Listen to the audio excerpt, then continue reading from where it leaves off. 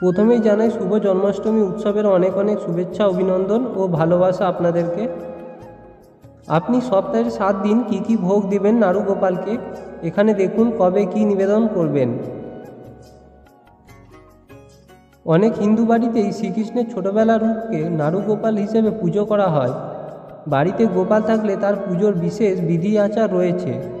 জেনে নিন সপ্তাহের কোন দিন তাকে কি নিবেদন করবেন। বিষ্ণুর অষ্টম অবতার শ্রীকৃষ্ণের ছোটবেলার রূপকে নাড়ু গোপাল বা লাড্ডু গোপাল নামে পুজো করা হয়ে থাকে।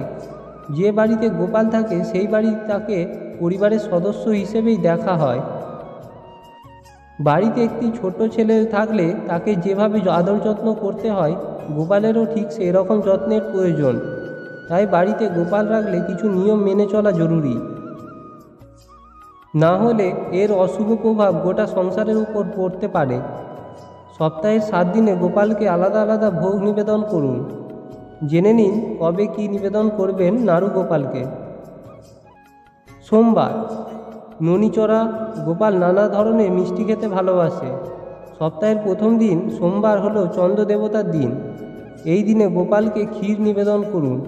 এর ফলে আপনার স্বাস্থ্য সংক্রান্ত সব সমস্যা দূর হয়ে যাবে।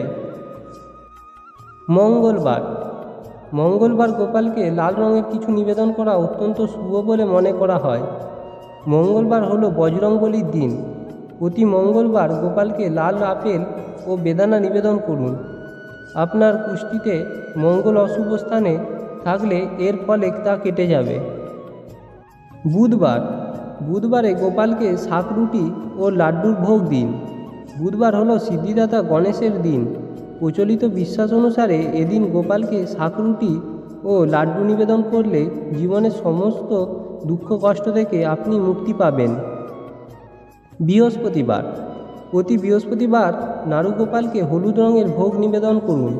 জ্যোতিষ অনুসারে বৃহস্পতিবার হল শ্রী বিষ্ণুর দিন। এদিন গোপালকে লাড্ডু ও জিলিপি নিবেদন করলে তার শুভ ফল লাভ করবেন। শুক্রবার গোপালকে নিবেদন করুন সাদা রঙের মিছরি। শুক্রবার হলো মা লক্ষ্মীর দিন। এদিন গোপালকে মিছরি নিবেদন করা খুবই শুভ। এর ফলে আপনি জীবনে সব ক্ষেত্রে সাফল্য পাবেন। শনিবার, নাড়ু গোপালকে শনিবার বাতাসা ও খিচুড়ি নিবেদন করুন। জ্যোতিষ অনুসারে এর ফলে আপনি গ্রহের অশুভ দশা থেকে মুক্তি পাবেন। রবিবারে গোপালকে নিবেদন করুন পঞ্চামৃত ভোগ। এর ফলে আপনার সংসারে সুখ শান্তি বিরাজ করবে। নিজের আশীর্বাদ আপনার পরিবারের বজায় রাখবেন শ্রীকৃষ্ণ। বন্ধুরা, ভিডিওটি আজকের মতো এখানেই শেষ করছি। ফিরে আসছি আরও এক নতুন স্টোরি নিয়ে। সবাই ভালো থাকবেন। ধন্যবাদ।